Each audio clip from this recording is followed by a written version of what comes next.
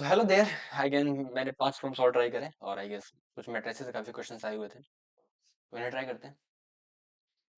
तो ठीक है, तो स्क्रीन पे लिखे हुए प्रॉब्लम्स एक एक स्टार्ट करते हैं सॉल्व करना। तो पहला प्रॉब्लम है, P and Q are given two square matrices of order 2। ठीक है, दो इक्वेशंस है, P plus adjoint of Q transpose and P transpose minus adjoint of Q. तो बताना है, ऑफ कोर्स ये एमएमसीक्यू है। ठीक है, ओके। तो आई गेस एक प्रॉपर्टी सबको पता होती है, एडजॉइंट ऑफ ए ट्रांसपोज उनका ट्रांसपोज, राइट। मतलब नटशेल में ये जो ट्रांसपोज होता है वो ओवरऑल मैट्रिक्स पे ऑपरेट हो रहा होता है, एडजॉइंट फर्क नहीं पड़ता। सबसे पहले क्या कर सकते हैं, इस मैट्रिसेस का एडजॉइंट ले लिया, यहाँ पे करता हूँ। फाइन, तो देखो आप कैसे कर सकते हैं। इस इक्वेशन में दोनों साइड ट्रांसपोज ले लिया तो क्या हो जाएगा, P transpose plus adjoint of Q transpose का ओवरऑल ट्रांसपोज। जैसा कि मैंने बोला कि ट्रांसपोज क्यू पे ऑपरेट होगा, तो ट्रांसपोज का ट्रांसपोज वो रिमूव हो जाएगा, तो क्या बचेगा, P transpose plus adjoint of Q. दोनों साइड ट्रांसपोज लिया है तो इधर इधर भी ट्रांसपोज ले लेंगे, तो टू वन का टू, टू वन और वन टू का वन। ठीक है, two one as it is, okay fine. और इधर देखिए ये जो इक्वेशन दे रखी है ये कितनी है, P transpose minus adjoint of Q is equals to 0 1 1 0। दोनों को ऐड करेंगे तो क्या होगा, two P transpose is equal to two two two two that is two and that is two. That implies P transpose is equal to 1 1 1 1। सही है, दोनों side again transpose ले लिया तो पी इज इक्वल टू 1 1 1 1। सही है, तो P matrix हमने कैलकुलेट कर लिया। तो क्यू पे ध्यान देते हैं एक बार ध्यान से, तो पी ट्रांसपोज भी इतना ही होगा तो डाल दिया 1 1 1 1 plus adjoint of Q is equal to 2 1 1 2। सही है, तो एडजॉइंट ऑफ क्यू कितना आ जाएगा, इज इक्वल टू 1 0 0 1। सही है, तो एडजॉइंट ऑफ क्यू इतना आ गया, तो determinant of adjoint of Q कितना होगा, आई गेस ये मॉड क्यू के पावर n-1 होता है तो दो ऑर्डर का है, तो आई गेस कितना आ जाएगा, mod Q is equal to directly बना जाए। सही है, फाइन। तो जो एडजॉइंट ऑफ क्यू होता है वो हमारे पास ये है, और जो एडजॉइंट ऑफ क्यू होता है वो कितना होता है, ये पता होगा, ए इनवर्स कितना होता है, एडजॉइंट ऑफ ए अपन मॉड ए। तो सिमिलरली एडजॉइंट ऑफ क्यू कितना होगा, determinant of Q into Q inverse. और ये किसके इक्वल है, देखो एडजॉइंट ऑफ क्यू के, और वो किसके इक्वल है, 1 0 0 1 के। सही है, अब तुम खुद सोचो, ये मॉड क्यू 1 है तो क्यू इनवर्स की वैल्यू कितनी आ गई हमारे पास, आइडेंटिटी मैट्रिक्स 1 0 0।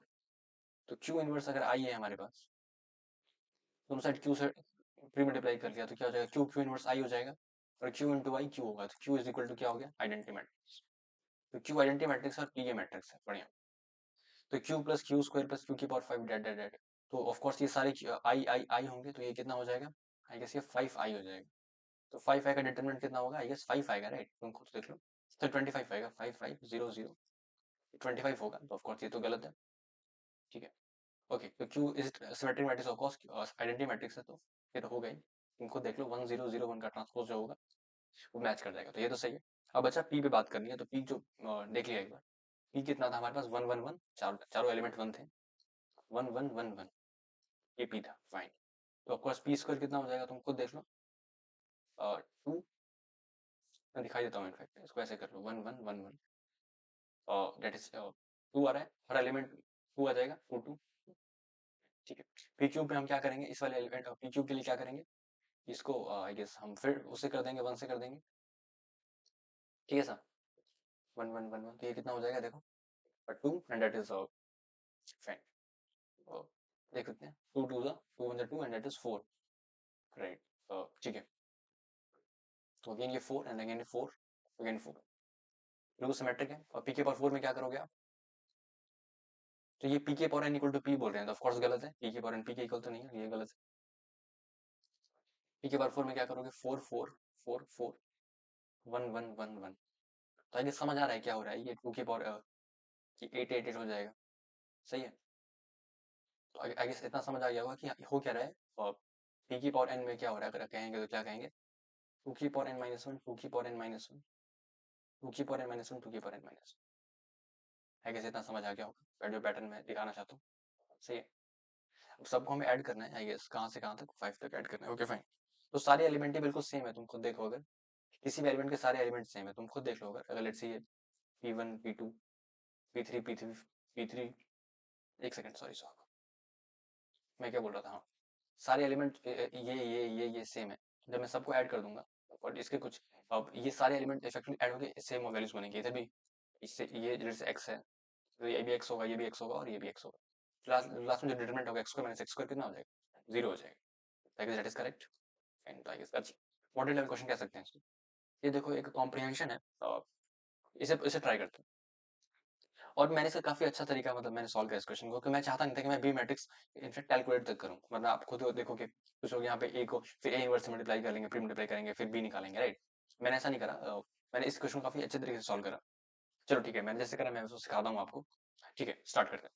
देखिए, तो सबसे पहले क्या है, यहाँ पे ए मैट्रिक्स गिवन है हमें, और इन्होंने बोला है कि ये इक्वेशन है A B into A transpose D के इक्वल है, और ए गिवन है, और जो डी है वो डायगोनल मैट्रिक्स है जिसका डी वन डी एलिमेंट्स है, जो कि जो कि एलिमेंट्स की वैल्यू हमें इस इक्वेशन से कैलकुलेट करनी है। और ऑर्डर ये दे रखा है ताकि हम आराम से कैलकुलेट कर पाए। ठीक है, फिर determinant of adjoint of D भी कैलकुलेट करना है। Okay fine. सबसे पहले ये जो पार्ट है ये बिल्कुल सिंपल पार्ट है, इसको कर सकते हैं। तो ऑफ कोर्स इसे कैरेक्टरिस्टिक इक्वेशन कहते हैं, तो इसे हम सॉल्व कर सकते हैं। एक वो ये वाली इक्वेशन फॉर्म कर ली, ये मैंने 6i वाली, तो कितना हो जाएगा 1 minus x 2 0 2 1 minus x 0 0 0 and then 1 minus x. इतना समझ आता है। ये हो जाएगा 1 minus x whole multiplied by 1 minus x का स्क्वायर। वेट अ व्हाइल, हाँ, okay fine. Minus 2 into whole multiplied by 2 into 1 minus x.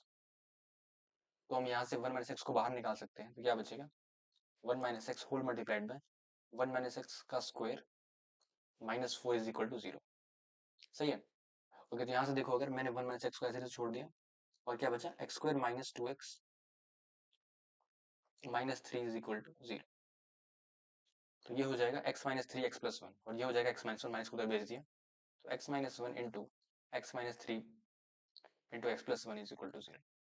तो आई गेस तीन एलिमेंट आ रहे हैं, माइनस 1 1 और 3। मैंने ऑर्डर में लिखा है, तो ये d1 हो जाएगा, ये d2 और ये d3। सही है। तो मैट्रिक्स क्या होगी, जो डी मैट्रिक्स होगी, ऑर्डर में लिख दिया, तो माइनस 1 1 और 3 0 0 0 0 0 0। I guess that is fine. तो इसका डिटरमिनेंट कितना आएगा, ये डी मैट्रिक्स है, डिटरमिनेंट ऑफ डी कितना आ जाएगा, आई गेस देख सकते हो माइनस 3 आ जाएगा। सही है, फाइन। तो determinant of adjoint of D कितना होगा, अगर 3 cos 3 का है तो mod D A power n minus 1 that is square, तो कितना आ जाएगा, आई गेस 9 आ जाएगा। बढ़िया, इसका आंसर 9 आ गया। अब इस इक्वेशन को देखो एक बार, B transpose equal to B plus k A. ठीक है, तो इसे मैंने क्या सॉल्व किया था वो बताते हैं। मैंने सॉल्व भी नहीं किया, मतलब बहुत अच्छे, बहुत स्मार्टली में बच गया यहाँ से। ठीक है, तो देखो ये इक्वेशन क्या है, B transpose equal to B plus k A. चलो बढ़िया, उठा लिया इस इक्वेशन को, एक बार ध्यान से देखो, B transpose equal to B plus k A. अगर मैंने लेट्स से दोनों साइड ट्रांसपोज ले लिया, ठीक है, ट्रांसपोज तो ऑफकोर्स आई गेस ये प्रॉपर्टी पता ही होगी, के इंटू ए का जो ट्रांसपोज होता है वो किसके इक्वल होता है, के इंटू ए ट्रांसपोज के इक्वल होता है। तो ले लिया, तो B is equal to B transpose plus k into A transpose, दोनों को ऐड कर दिया तो क्या हो जाएगा, B transpose plus B is equal to B plus B transpose plus k into A plus A transpose. तुम खुद देखो, तो k into A plus A transpose equal to 0। सही है। अब तुम ए प्लस ए ट्रांसपोज देखो एक बार कितना होगा, 1 2 0 2 1 0 0 0 1। ठीक है, तो ये है 1 2 0 2 1 0 0 0 1। एक बार चेक कर लेते हैं, 1 2 0 1 2 0 2 1 0 1 2 0 2 1 0 0 0 1। ओके, अब इसका ट्रांसपोज ऐड करना है एडिशनली, तो उसमें ऐड कर लिया, plus 1 2 0 2 1 0 and that is 0 0 1। Okay, into is equal to 0। तो दोनों को ऐड करा तो क्या हो जाएगा, 2 4 0 4 2 0 0 0 2। अब तुम खुद देखो, ये मैट्रिक्स जो है इनटू के करने के बाद नल मैट्रिक्स के इक्वल आ रही है। क्लियर देख सकते हो तुम कि के की वैल्यू 0 ही होनी चाहिए। सही है, देख सकते हो ना, 2 के 4 के हर एलिमेंट 0 होना चाहिए, तो 2 के 0 होना चाहिए, तो हर तरफ से के 0 आ जाएगा, तो के इक्वल टू 0 आ जाएगा। आई गेस ये क्वेश्चन भी हमने कर दिया, इसका आंसर कितना आया, 0 आ गया। ठीक है, आगे बढ़ते हैं। ये क्वेश्चन देखो एक बार, ये तो मैट्रिक्स के 3 क्वेश्चन थे, और हैं, और अभी 2 3 क्वेश्चन और हैं, वो हम ट्राई करते जाएंगे, जैसे जैसे मैं सॉल्व करते जाऊंगा वैसे अपलोड करते जाऊंगा। तो ये क्वेश्चन देखो, इसको भी मैंने काफी अच्छे तरीके से सॉल्व किया, बाकी मुझे नहीं पता जो भी तरीका हो, बट इसका भी काफी अच्छा तरीका है, देखते हैं उसे। आई गेस ये आसान क्वेश्चन है थोड़ा सा रिलेटिवली। ठीक है, k is equal to 0 to 2n 1 upon 2n minus k factorial into 2n plus k factorial। सही है। ओके, तो तुम खुद देखो, मुझे का सम करना है राइट, और थोड़ा सा मतलब कुछ समझ नहीं आ रहा, तो लेकिन अगर एक चीज कर सकते हैं, दोनों का सम कांस्टेंट है, तो दोनों के सम से मल्टीप्लाई डिवाइड कर लिया, 4n फैक्टोरियल से मैंने मल्टीप्लाई डिवाइड कर लिया। अब यहाँ से चेन रिएक्शन हम कुछ कुछ स्टार्ट कर पा रहे हैं। तो तुम खुद देखो ये क्या लिखा हुआ है, 4n c 2n minus k, I can able to recognise. ठीक है, k is equal to 0 to 2n। अब सारा सवाल ये है कि हमें इस सम को कैलकुलेट करना है। आई गेस ये रेगुलर क्वेश्चन होता है। ठीक है, 4n फैक्टोरियल ऐसे छोड़ दिया, और इस वाले सिर्फ इस वाले सम को यहाँ से यहाँ तक अगर मैं दिखाना चाहूँ तो हम कर सकते हैं बिल्कुल।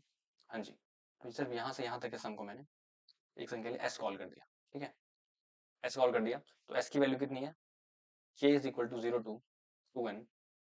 इसको मैं काफी स्मार्ट तरीके से करके दिखाऊंगा, ठीक है, क्योंकि मैं खुद स्मार्ट सॉरी